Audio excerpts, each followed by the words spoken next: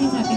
তো বাংলাদেশের ভীষণ জনপ্রিয় একজন সঙ্গীত শিল্পী আতিফ আহমেদ নিলয়, সে আজ আমাদের মধ্যে নেই, কিন্তু তার গানগুলোর মাধ্যমে সে সারা জীবন আমাদের মধ্যে বেঁচে থাকবে।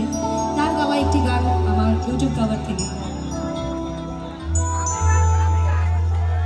কেউ বোঝে না মনের ব্যথা, আমি ভালো না, প্রেমের মাঝে এত ব্যথা আগে বুঝি না।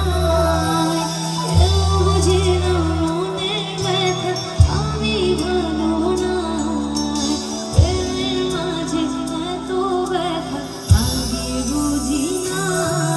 আমি জানতাম যদি অন্যের সাথে বাঁধবে সুখের ঘর, আমি করতাম না রে আপন করে কইরা রাখতাম পর।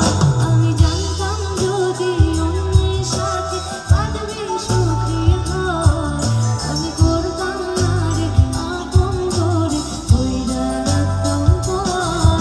আমি করতাম না রে আপন করে কইরা রাখতাম পর। এই সিচুয়েশনে প্রিয় বান্ধবী বা বন্ধুর বিয়ে হয়ে গেল, সে অন্য কারোর ঘরে বাসর রাতে, আর ঠিক সেই সময় তুমি তোমার ঘরে হেডফোনে এই গানটা শুনছো।